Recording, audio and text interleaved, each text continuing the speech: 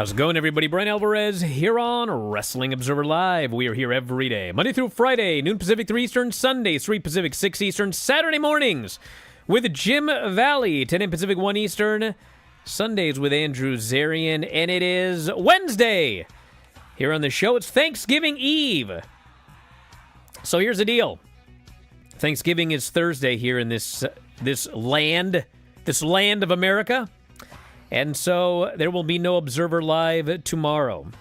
However, there will be an Observer Radio with Dave Meltzer tonight for subscribers. There will be a Bryan and Vinny show tomorrow night, Thanksgiving night, for subscribers. And Wrestling Observer Live will be here on Friday. Yes, we will. So if you want to not lose out on any audio, you should be a subscriber anyway. WrestlingObserver.com, or you can check us out on YouTube, Spotify, or Apple Podcasts. F4WOnline.com/Apple, F4WOnline.com/Spotify, F4WOnline.com/YouTube. So yes, fun Friday, because we had a lot to talk about on Friday because Survivor Series is Saturday. Now it looks like me and Vinny and Sean and Rodney are all going up. It's going to be a Survivor Series party at 3 o'clock in the afternoon, so that'll be fun. So we'll talk about Dynamite coming up tonight. We got a lot of stuff coming up on Dynamite. We'll talk the whole situation with GCW and Ricky Starks and AEW and some notes on that. Update on AEW in Australia, which we talked about yesterday. We got the Wrestle Dynasty Women's Cup qualifying matches announced. Of course, NXT from last night, which, I don't know, man. That show's got its ups and downs, brother. So we'll tell you about that. And plenty more. If you want, text us, 425-780-7566. 425-780-7566. F4WOnline@gmail.com. F4WOnline, Threads, Instagram, and Cameo. At Bryan Alvarez on X and Blue Sky. Back in a moment, Observer Live.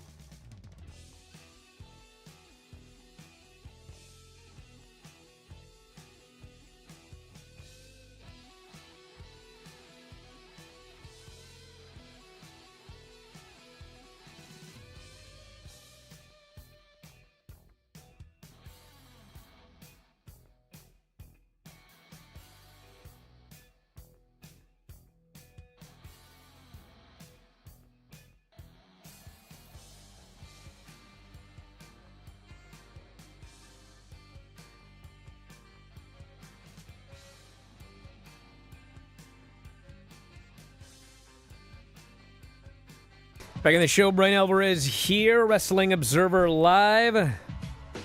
Mike Sempervive, also of WrestlingObserver.com. Why is this thing doing this to me? I don't know. God, there we go. It's annoying.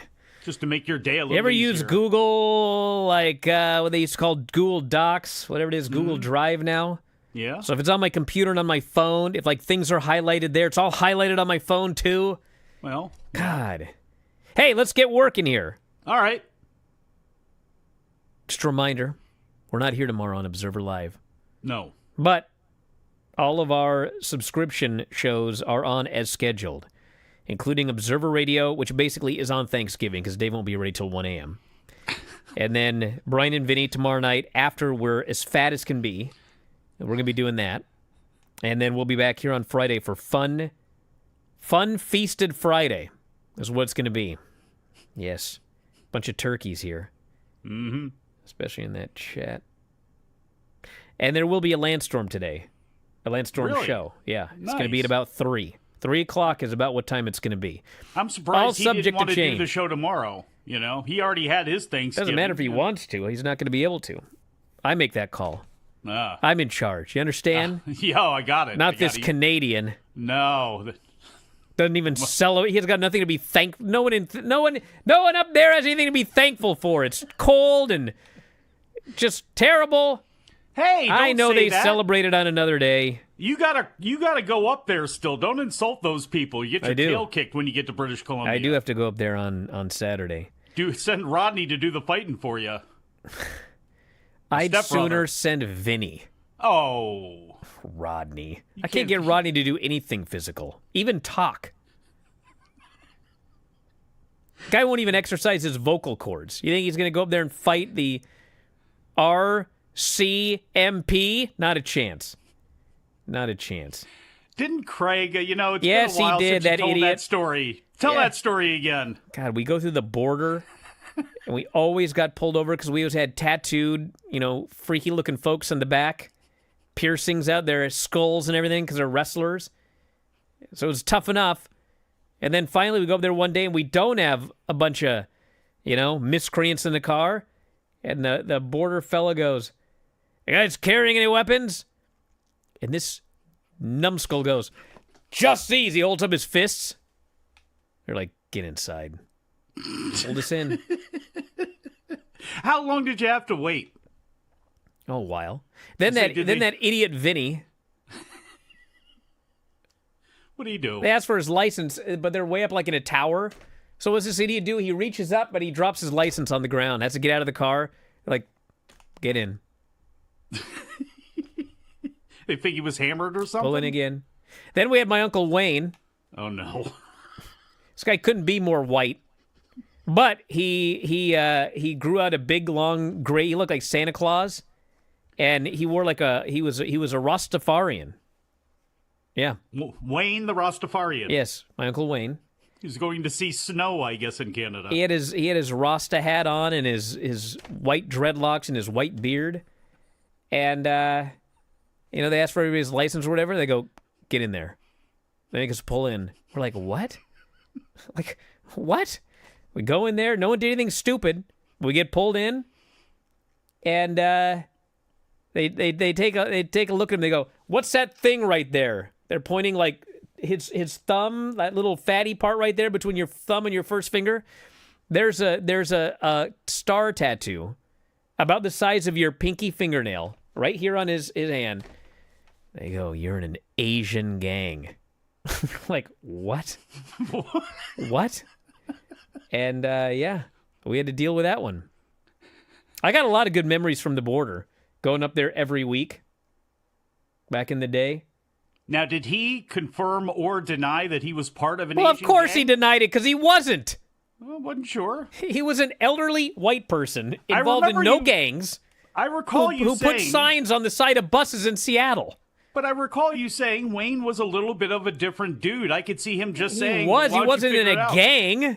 I'd say you figure it out for yourself, you hosers. Jiminy Christmas. I don't know. I actually could go on and I could do a full show on stories of incidents that occurred, trying to get there and back on the border. Don't do that yet. We may need content for Fun Friday. Anyway, Dynamite tonight has Chris Jericho versus Ishii for the ROH World title. That's the ROH title. It's tonight. It's on the line.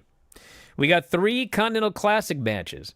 Darby Allin and Brody King, Claudio and Ricochet, which I'll get to that in a minute. I was going to say. And Shelton Benjamin and Mark Briscoe. And then we've got International Women's Cup qualifier Jamie Hayter and Queen Aminata. I'm actually not complaining about this. People are going to hear this and presume I'm complaining. I'm actually not. But AEW is like so averse to putting big names against each other on television. It's like that's saved for pay-per-view. And television, it's like it rarely happens. And if it does, it's like a real big name and then like a mid-card name, so you always know who's going to win. So I'm looking at the Continental Classic, and like it's pretty much all big names against big names. And so now it's like bizarre to me. It's like, okay, you're going to beat Claudio or Ricochet. Like, what? It's just like, Claudio's been on a tear. He's murdering everybody. You can't beat that guy. If you really pay attention to AEW, beating a guy like Ricochet 2 straight nights is extremely, extremely rare. Normally, when a big star takes a loss, you know, they immediately get a big win on the next show. So all I can figure is that this has to be like a draw. Like we're already starting off with a draw in this tournament. Because I just can't. It's so unlike AEW to do what they're doing in that match tonight. But I guess we'll see. So that's tonight. And then Saturday, we've got Okada and Daniel Garcia. Which, again, champion versus champion. I mean, I guess maybe Daniel Garcia beats the guy. Because, you know, big surprise at the beginning. That's what they do in the G1. But Garcia just won the title, so otherwise he's been beaten. So, yeah. Very interesting to watch this tournament unfold. Who's going to win? Watch Mark Briscoe. Who's going to win? I don't know. I honestly don't know. I don't. I'll go with Claudio. Maybe. Actually, yeah, I'll go with Claudio over Fletcher, actually. Oh, my God. That sounds horrible. Well, here I know, but I'm just, with the way that they've positioned Claudio, I figure he's going to make it all the way up until the end. Okada and Fletcher, I can see Fletcher defeating Okada in the Blue League in the, during the tournament, and then that gets him a big victory over a champion, over Okada, and that can then maybe lead to something else down the line, and you don't have to worry about Okada losing the title that way, too. I don't know. I just know for Mark Briscoe and Mortos, it's probably going to be some really hard times in that bracket. Watch that be the only draw that they do is Mortos and Mark Briscoe, and they end up losing the rest of their matches. Same thing kind of goes with Brody King in the Gold League. How many victories is he going to get? How many victories is Juice Robinson really going to get with the way things are set up? So it depends on what story they want to tell. You can tell a lot of different stories in here. And I don't know if that's the best thing AEW can do right now, is have a bunch of convoluted stories leading up into the finals. Well, I look at this tournament and before they even had the brackets, I said Kyle Fletcher beats Okada in the finals. Now I've seen the brackets. They put these men in the same block. So But you said Fletcher and Claudio would be an awful decision, even Claudio though you came beating up with Fletcher. That? Yeah, I think that'd be. You don't beat Fletcher right now, for crying out loud. I want him to the whole tournament. You want me to have him lose now to Claudio? Absolutely not. So what does he do if he wins the tournament? What does he get out of this? A championship match. Okay, against who? A title match. Against who? The champion of the company. And he'd also be the Continental Champion. So Fletcher and John Moxley for the title? I don't see that happening anytime soon. That doesn't need to happen anytime soon, but How about Darby Allin goes over somebody and finally gets his title match back? Bro, I think we all know what's going to happen. And that is that the finals are Okada and Ospreay, and Okada beats him. Back in a moment, Observer Live.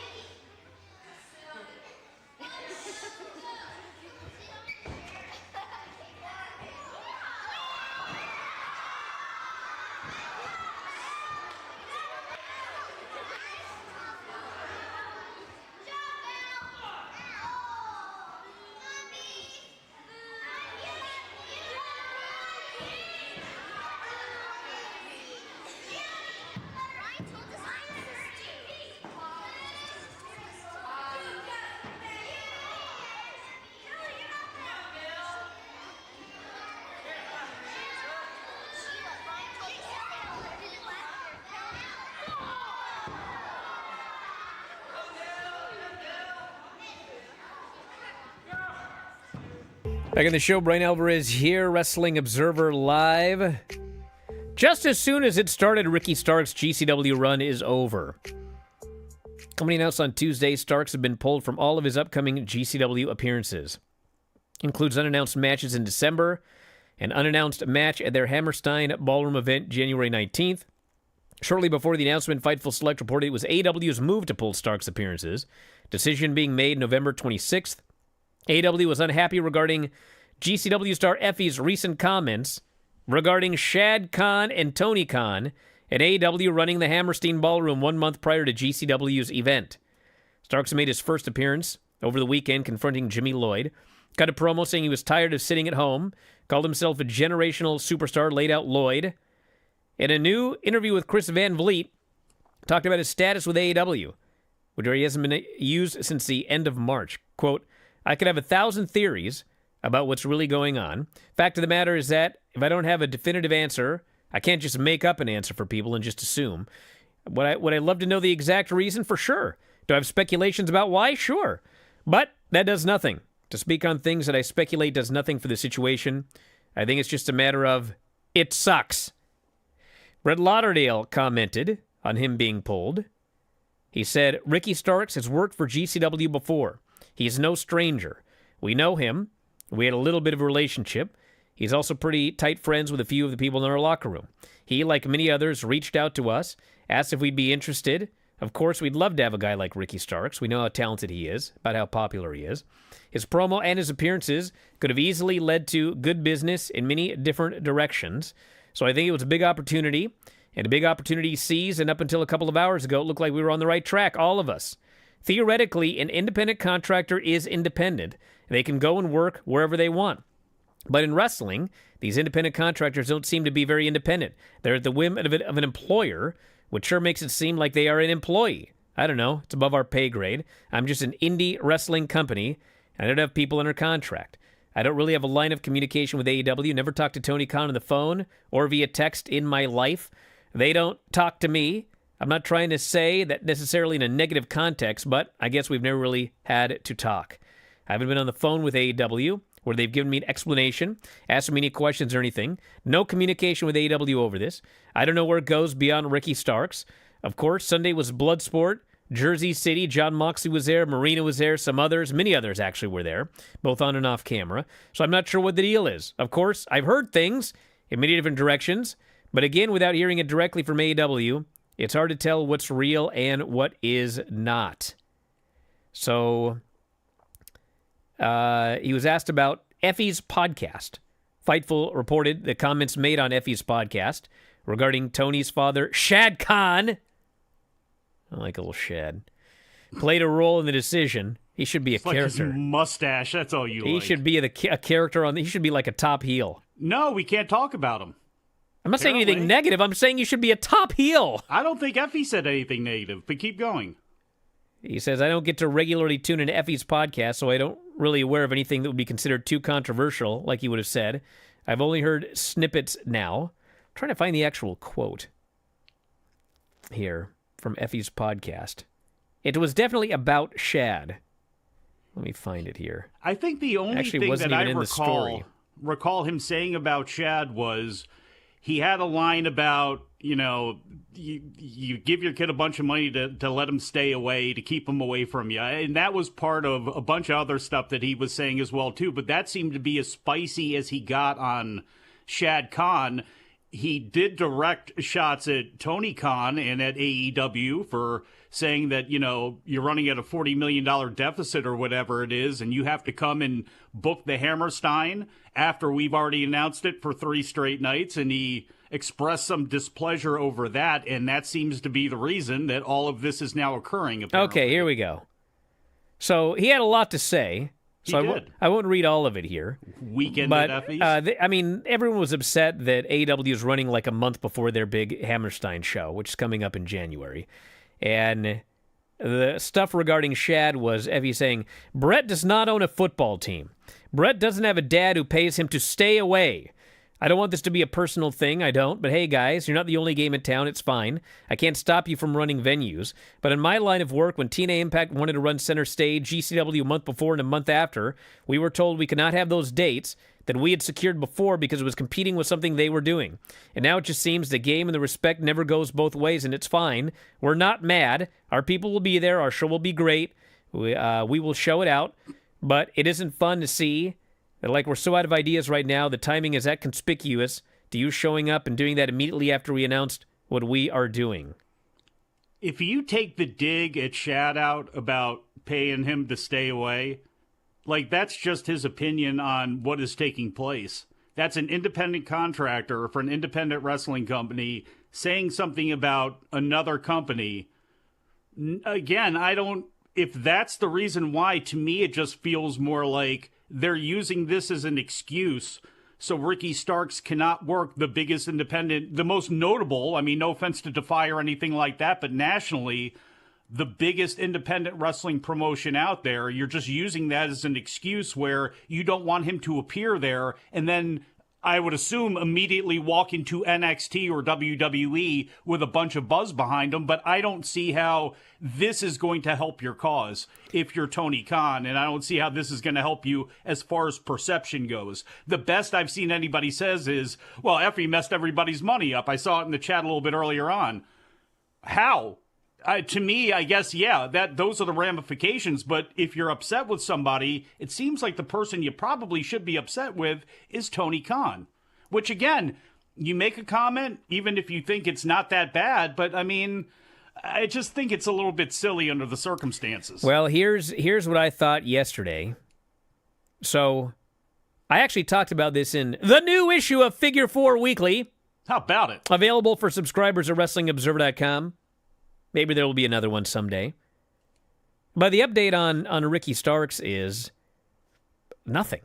I mean, like, there appears to be no contact between either side, between him and AEW and him.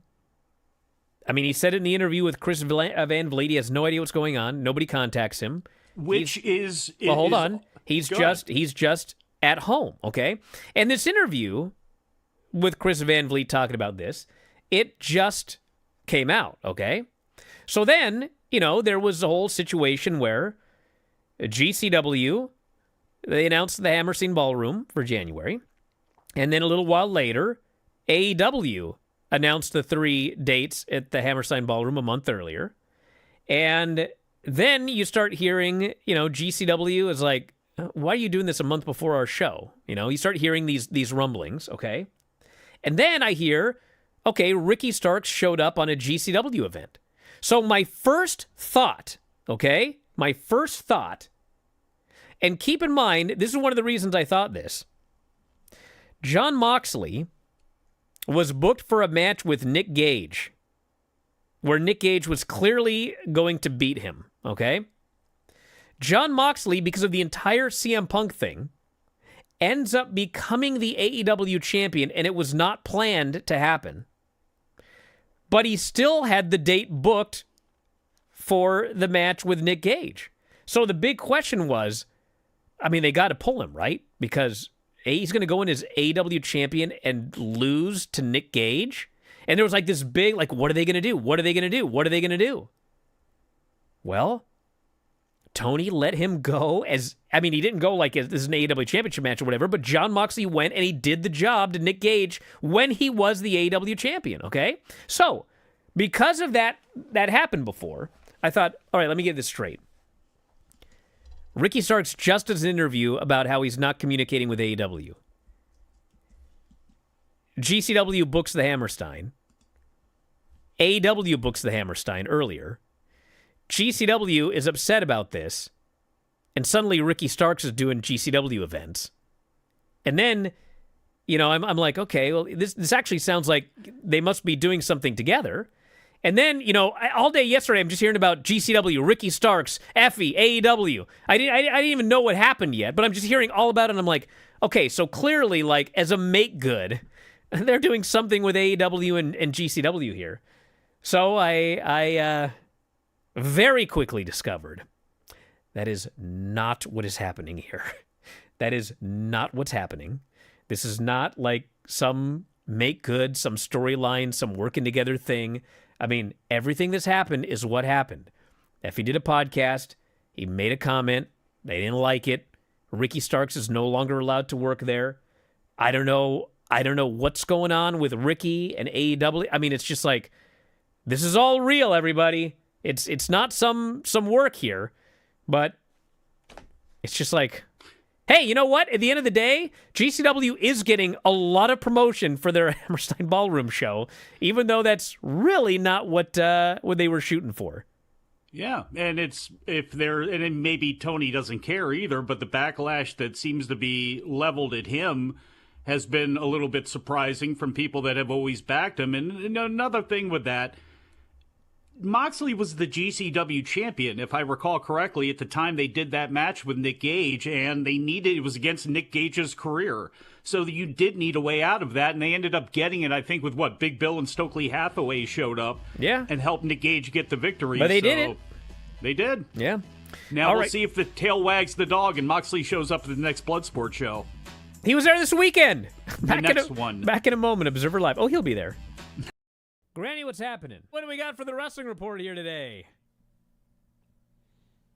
Talk or something. Talk or something.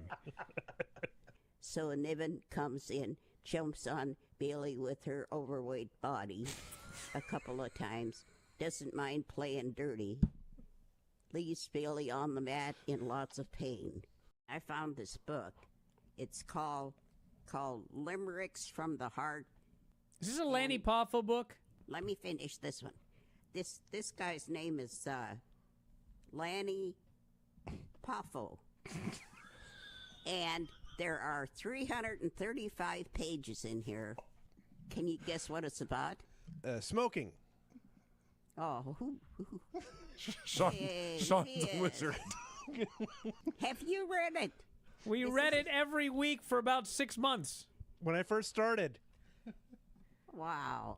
Why don't we start reading some questions, and we'll see if we can spur some answers out of Granny. Shall we try? I don't think so. Let's try. Then you'll really find out how dumb I am. Granny, did you know there was a wrestling bear? No, and I don't care. All right. It's a bear that wrestled people. I still don't care. Okay. Is Granny frozen? Granny, you frozen? No, I'm ready to read my report. Your picture is frozen. It is? Yeah. Or you're doing a great job as a ventriloquist. Cody Rhodes versus Solo Sikoa, or whatever his last name is. Paul Newman is watching this match. And he's not on Cody's side. What's the matter? Absolutely nothing. Everything's great. You know, Cody did say that he was looking for a manager. I think him and Paul Newman would be a... What a handsome pair. Yeah. A dashing duo. That guy's a movie star, isn't he? Since you're on the phone, why don't we just jump right into your wrestling report and such, and then we'll let you go and we'll do Facebook without you. Can I lay the phone down and can you hear me? You can try. Why don't you give it a shot? Okay.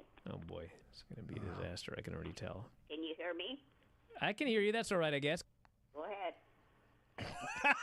No, it's your segment. You're gonna read us jokes? Or your wrestling report or whatever. I see Granny has now put the phone back up to her ear. I'm just, for now. Do you have the soaps or anything else, Granny, or is that it? I want to quit for now. Okay. Well. No more. Instead of suffering through the YouTube chat, click like and subscribe.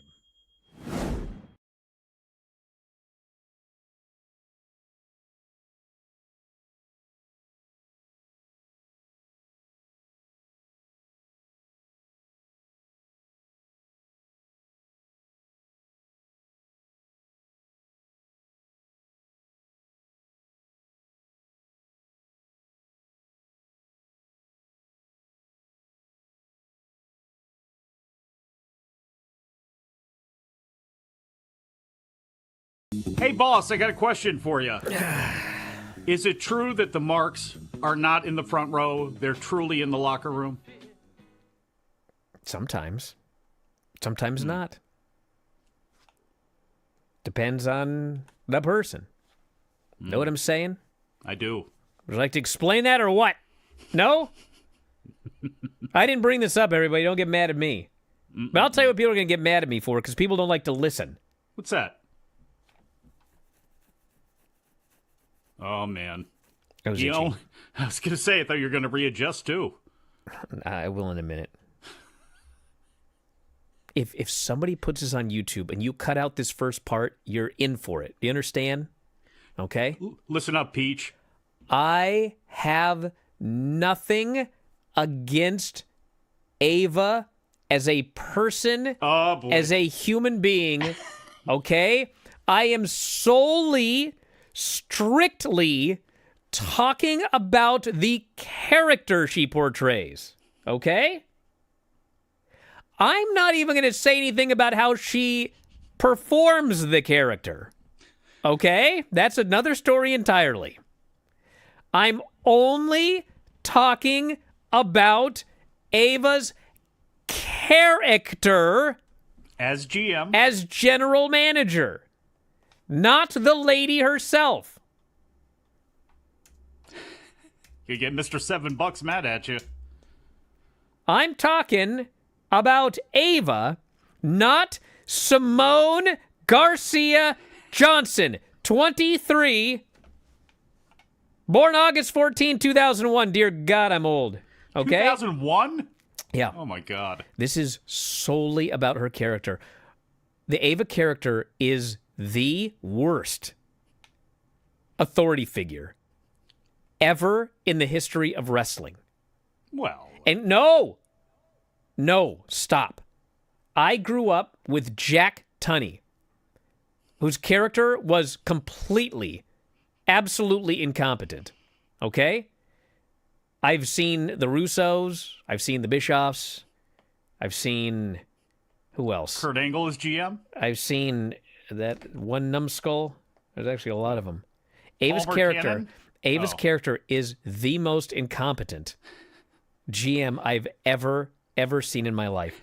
So it started, I mean, this is like, her character is so incompetent, it's desperately hurting my enjoyment of the program, okay? She can't even make tag team matches, player. They Brother, got tag teams brawling all over the place. She is supposed to be a babyface. If you're an incompetent GM but you're a heel, whatever, fine. But like, she's supposed to be a likable character. So about, literally, it's been about 4 weeks now, okay? It's been about 4 weeks.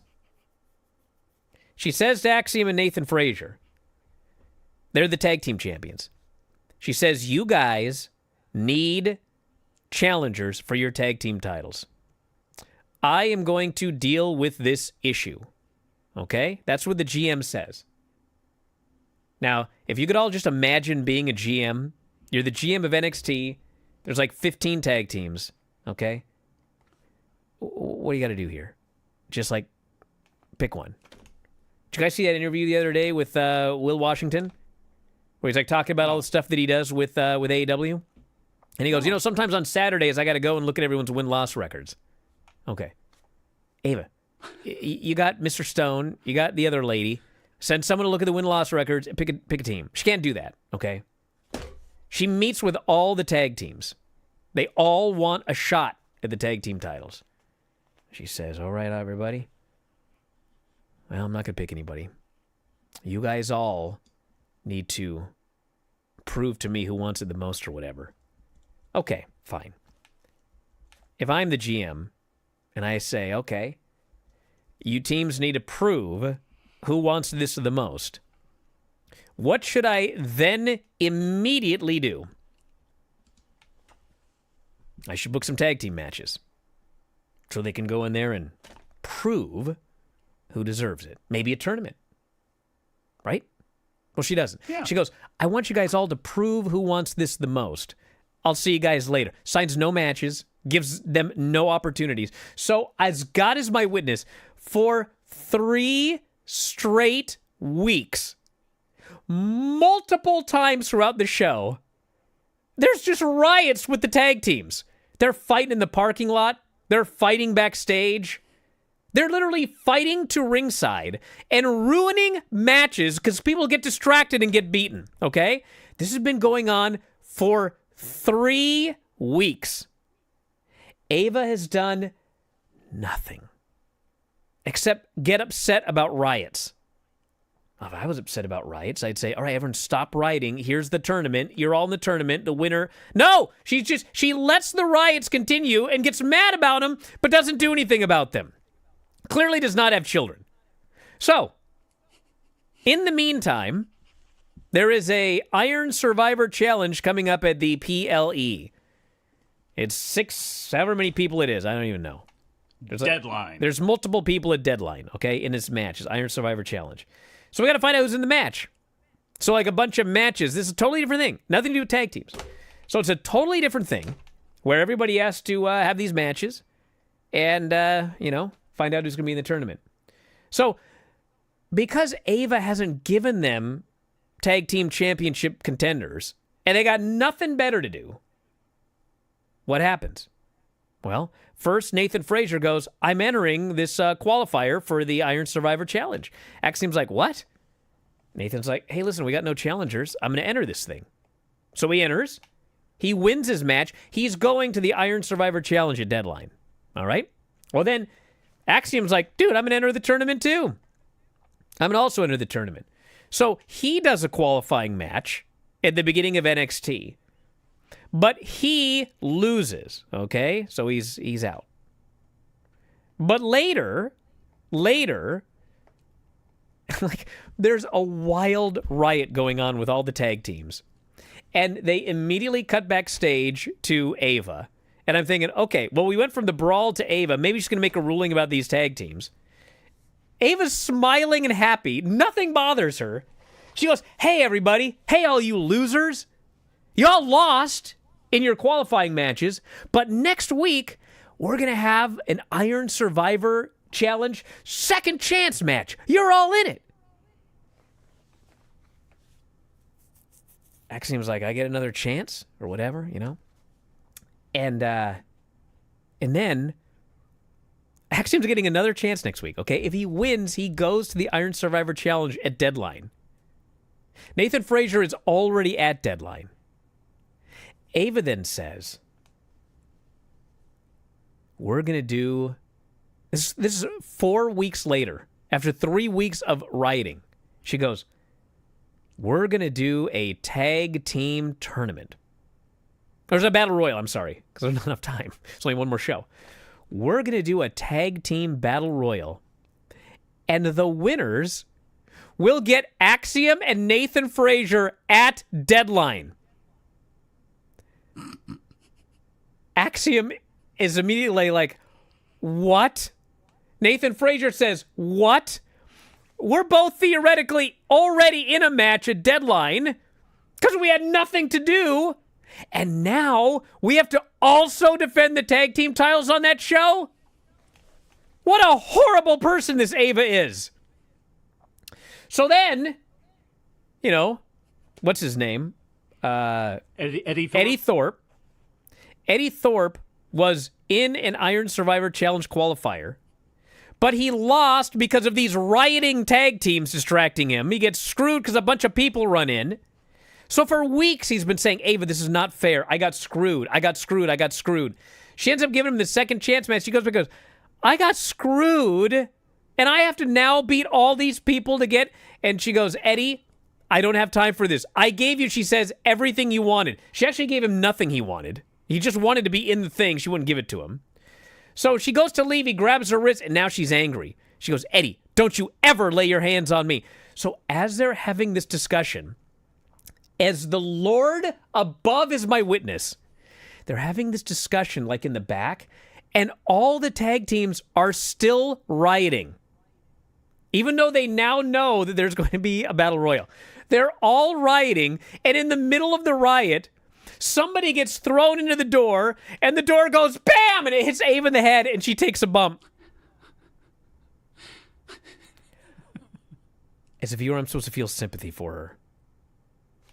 Right? Yes. I feel none. So after the break, she's okay. She's just kind of like, she got hit by a door. And she starts getting up, and Shawn Michaels goes over to console her. And then, where was this Shawn Michaels, by the way, at Survivor Series 1997 backstage? This guy's all of a sudden Chuck Norris.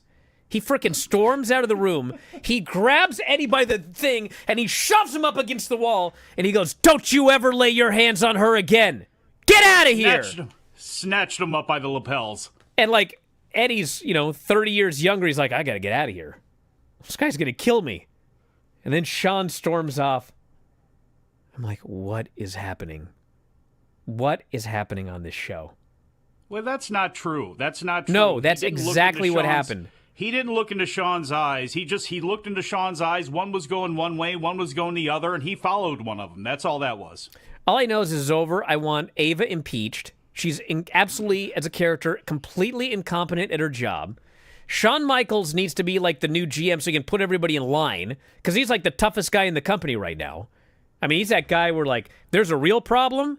Once it gets out of hand, you bring in, 59-year-old Shawn Michaels.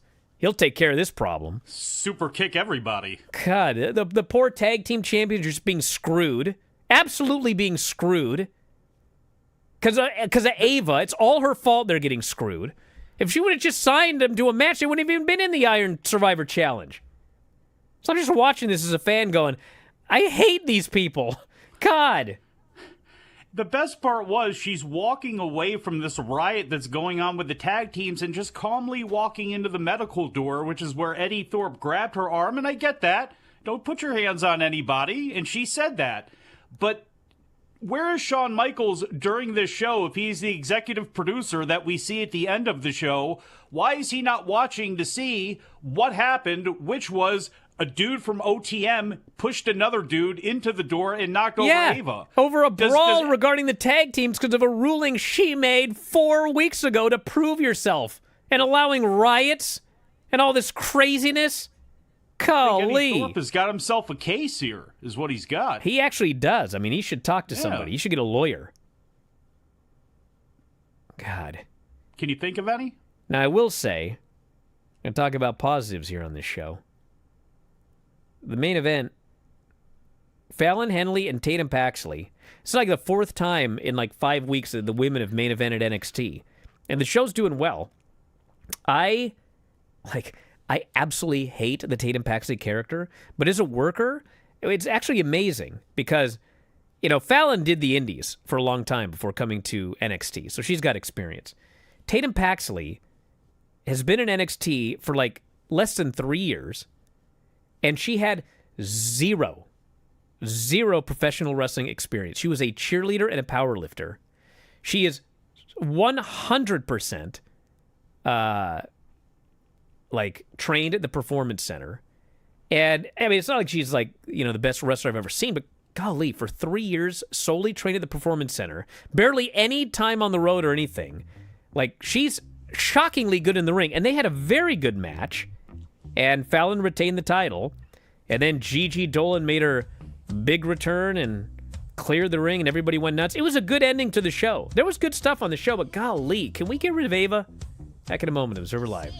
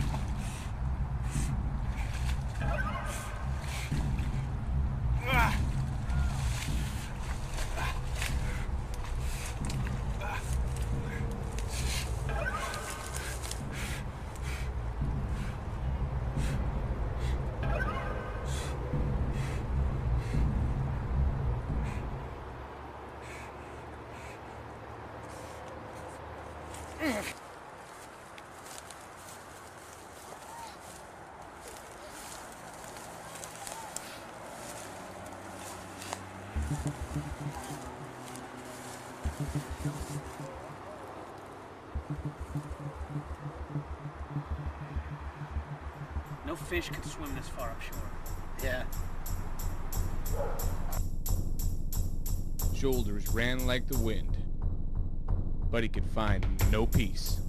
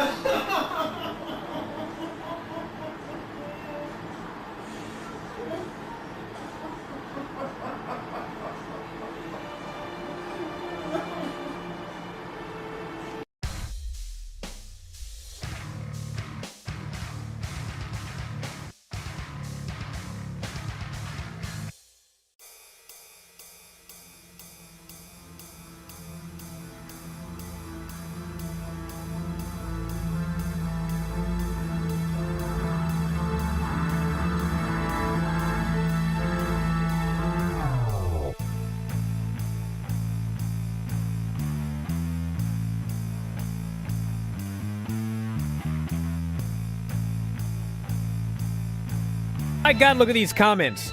Oh, boy. Golly. Person goes, Bryan asking to get the smackdown laid on him.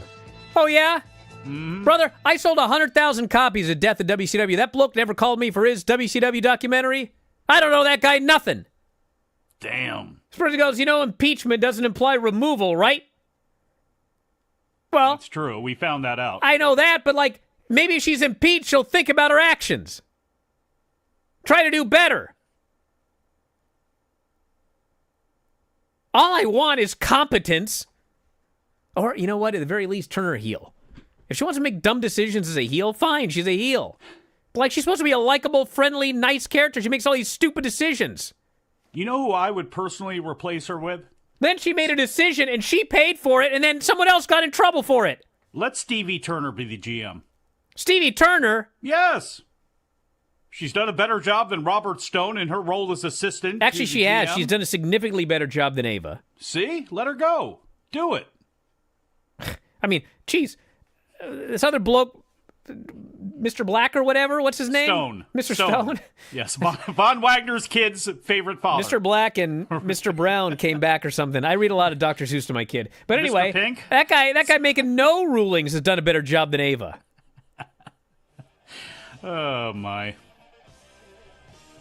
You got to be thankful for something here, boss, to end the show. You got to. What are you thankful for? Thankful the show's over. I'm thankful After Dark Radio's coming January 8th to Sports Byline USA. Then I'll get to just rant on Earth, the world, on the news shows. We'll have a lot of fun news those days. Yeah. All right, I'm out of here. I'll see you guys later on with Lance, Dave, and then tomorrow with Vinny. Have a good Thanksgiving if you're around here. If not, be thankful for something, unlike me. Talk to you next time, Wrestling Observer Live.